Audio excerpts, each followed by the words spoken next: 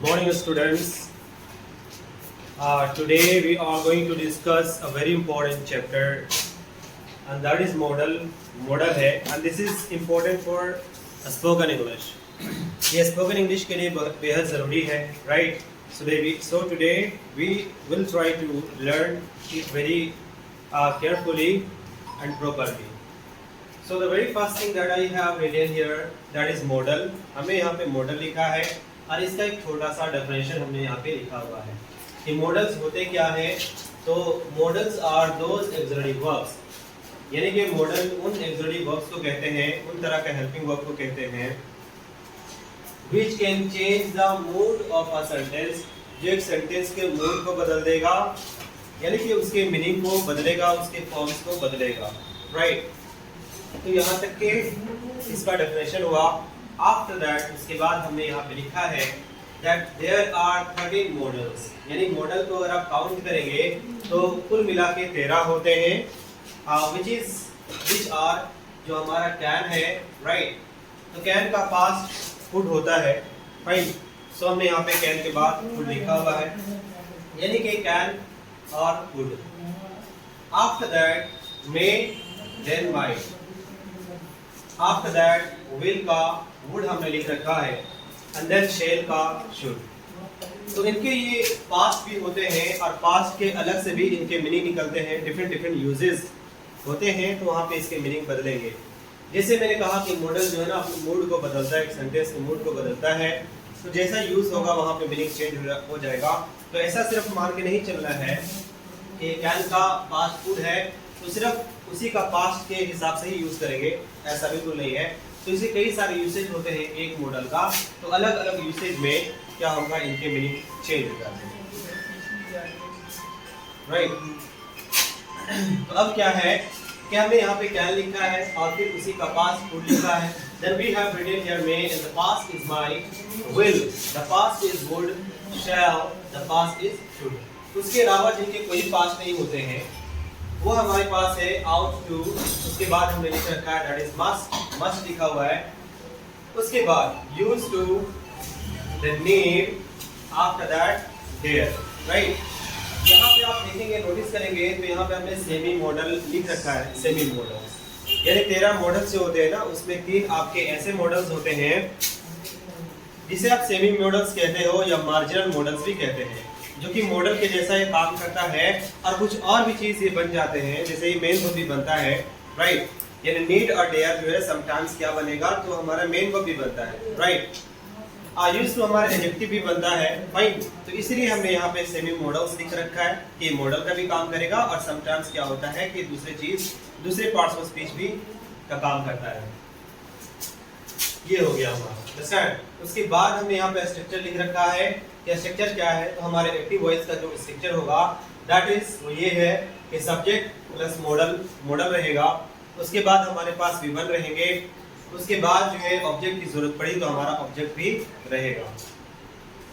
Passive voice की अगर बात करें तो जो स्ट्रक्चर तैयार होता है तो सब्जेक्ट रहता है, उसके बाद आप मॉडल लगाओगे, उसके बाद हम बी लगा देते हैं। और आप जानते हो कि पैसिव वॉइस में हम हमेशा विथरी का प्रयोग करते हैं, तो हमेशा ये हमारा विथरी हो गया, उसके बाद ये बाई हो गया, उसके बाद ये ऑब्जेक्ट हो गया। मैं आपको बताना चाहता हूँ कि ये जो है ना, ये स्पोकन के लिहाज से ठीक है, लेकिन जैसे आप कॉम्पिटिटिव इंग्लिश में एंट्री लेते हैं तो मॉडल जो है ना आपको दूसरा दृष्टिकोण से देखना पड़ता है, राइट। तो ये आपका जो है ना बेसिकली स्पोकन से रिलेटेड है। अगर आप कॉम्पिटिटिव वाले इंग्लिश को देखें तो थोड़ा और एडवांस हो जाते हैं, जिसमें और भी तरह का मॉडल जुड़ते हैं, जैसे कि आपका हैव टू भी हो गया, राइट। तो यहाँ जो है हम स्पोकन के लिहाज से पढ़ा रहे हैं, तो उसी दृष्टिकोण से you need to watch it, right.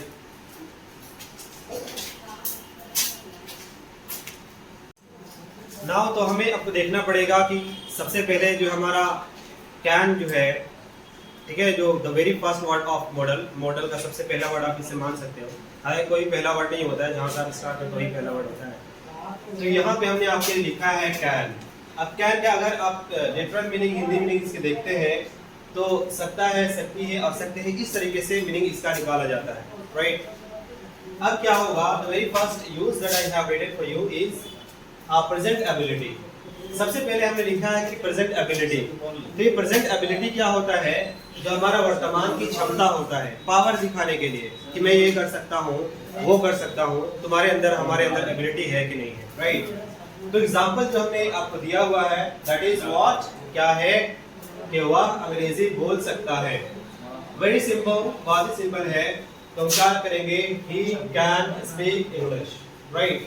सबसे पहले हमारे ये सब्जेक्ट हो गया, सब्जेक्ट के बाद हमको मॉडल लगाना होता है तो मॉडल हो गया। उसके बाद मॉडल के बाद हमेशा V1 लगाते हैं तो स्पीक हमारा ये V1 हो गया। और उसके बाद जो है ऑब्जेक्ट है यहाँ पे इंग्लिश, तो हमारा ये ऑब्जेक्ट इंग्लिश हो गया। दैट मीन्स कि अगर कंप्लीटली ऐसे बोले तो ही कैन स्पीक इंग्लिश, वो अंग्रेजी बोल सकता है। इसी तरीके से मैं तैर सकता हूँ, तो ये मेरे अंदर एबिलिटी है कि मैं तैर सकता हूँ, right. So I can swim.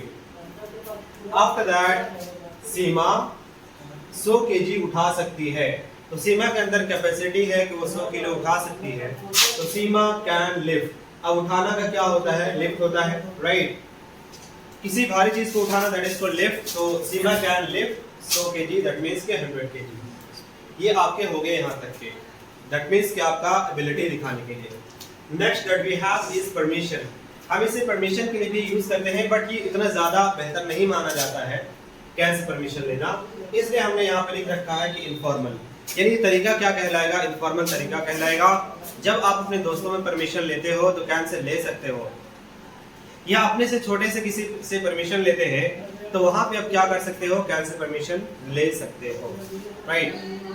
तो यहाँ पे क्या है कि क्या मैं तुम्हारा कलम ले सकता हूँ। अब देखो हमने तुम्हारा लिख रखा है, इसका मतलब ये है कि हमें कैन से परमिशन तब लेंगे जब हम दोस्तों में जिक्र कर रहे हो, दोस्तों में बातचीत कर रहे हो। इसी तरीके से तो can I take your pen, right. After that one more example, क्या मैं तुम्हारा कार चला सकता हूँ। So can I drive your car. तो ये हो गया हमारा परमिशन, जो उतना ज्यादा यूज नहीं होता है फॉर्मल तरीके से, ये इनफॉर्मल तरीका माना जाता है। दैट मींस के परमिशन ले सकते हो बट उतना ज्यादा अच्छा नहीं माना जाता। आप परमिशन कहाँ ले सकते हैं, तो जैसे मैंने कहा कि दोस्तों में परमिशन लेते हैं, फैमिली मेंबर्स में परमिशन इस तरीके से कैन से ले सकते हो। आप कल होके ऐसा मत कहने लगना कि can I come in sir, क्या मैं अंदर आ सकता हूँ, तो वहाँ पे ये गलत हो जाएगा, अंडरस्टैंड। जहाँ पे आप रिस्पेक्ट दिखाना चाहते हो या सामने वाले के अंदर ये अथॉरिटी रहता है, ये पावर रहता है कि आपको मना कर देगा नहीं तुम नहीं आ सकते हो, ऐसा कुछ, तो वहां पे जो है ना आपको मे से परमिशन लेना पड़ेगा, राइट। यस, तो उससे आगे थोड़ा सा हम अगर आगे बढ़े तो कुछ इस तरीके से हमें आगे बढ़ना होगा। और you have to understand something more, कुछ और भी समझने की जरूरत है। दैट इज जो है ना हम कैन का यूज पॉसिबिलिटी के लिए भी करते हैं। जब पॉसिबिलिटी आपका जो है ना काफी ज्यादा हो तो इन दैट केस वैसा संभावना जो थोड़ा ज्यादा नजर आए, ज्यादा इन द सेंस कि आपको अगर तकरीबन 80% संभावना हो कोई चीज होने का या उससे भी थोड़ा ज्यादा हो, तो वहां पे जो है ना ऐसा संभावना के लिए हम कैन का प्रयोग करते हैं। जैसे इफ यू से, अगर आप बोलो तो अभी मैच का सीजन चल रहा है, वर्ल्ड कप चल रहा है, तो इसी लिहाज से हमने वहां पे ऐसा एग्जांपल सेट किया हुआ है। दैट इज भारत 400 रन बनाया, भारत मैच जीत सकता है। तो आप जानते हो कि जो वनडे वाला क्रिकेट होता है, ओडीआई वाला, वो 400 रन जो टीम बना देता है पहला टीम, तो दूसरा वाला टीम जो है नहीं बना पाता बेसिकली। और 400 रन बनाना बहुत ज्यादा होता है, तो यहाँ पे जीतने का चांसेस जो होते हैं वो बढ़ जाते हैं, राइट, बहुत ज्यादा हो जाता है।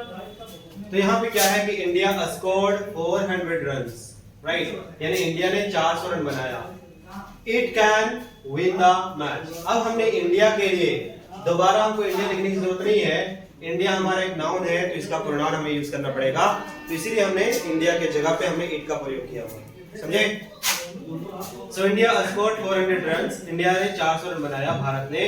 It can win the match, यानी मैच जीतने के जो चांस है बहुत ज्यादा है, यानी 80% है चांसेस, 80 to 90%। नेक्स्ट, वह पढ़ने में तेज है, वह परीक्षा पास कर सकता है। तो जो पढ़ने में तेज रहता है उसका परीक्षा पास करने के चांसेस बहुत ज्यादा होते हैं, 80% एंड मोर देन दैट, 80% से ज्यादा भी हो सकता है। लेकिन हालांकि वो फेल भी कर सकता है, क्योंकि समटाइम्स जो है जांच में भी आपका कुछ ना कुछ गलती अगर हो जाए तो भी फेल हो सकता है।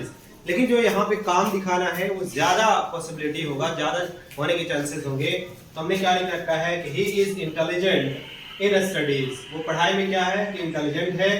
तो इंटेलिजेंट है तो पास करने का चांसेस बहुत ज्यादा है, तो he can pass the exam, ये एग्जामिनेशन। अगेन वह कैंसर से पीड़ित है, वह मर सकता है। तो कैंसर जो है ना एक फेटल डिजीज होता है, एक भयानक डिजीज है, राइट। तो मरने की चांसेस में अलग अलग तरह का स्टेजेस होते हैं, तो मरने के चांसेस जो होते हैं वो काफी ज्यादा बढ़ जाता है। And that is why I have written here for you is he is suffering from cancer, वो कैंसर से पीड़ित है, he can die, यानी मरने का चांस बहुत ज्यादा है। अंडरस्टैंड। उसके बाद जो हमारा डी में क्या लिखा है, एडियोमेटिक यूज। एडियोमेटिक यूज का मतलब होता है फ्रेजल यूज, एक तरीके से बना बनाया आप कह सकते हो, राइट, ग्रामर से हट करके। स्ट्रक्चर लिखा है यहाँ पे हमने, सब्जेक्ट के बाद आप कांट लिखोगे, उसके बाद आप हेल्प लिखोगे, और उसके बाद आपको बिफोर लगाने की जरूरत है, राइट, सही है। अब कैन नॉट नहीं करोगे, कांट शॉर्ट फॉर्म में ही लिखना है। जैसे यहाँ पे क्या है कि वह हंसे बिना नहीं रह सकता है, राइट, तो he can't help laughing, right. उसके अलावा मैं खाए बिना नहीं रह सकता हूँ, तो आई कांट हेल्प ईटिंग। और भी कुछ चीजें बना सकते हो कि वह मैं तुमसे मिले बिना नहीं रह सकता हूँ, तो I can't help meeting you. मैं सोए बिना नहीं रह सकता हूँ, तो I can't help sleeping, right.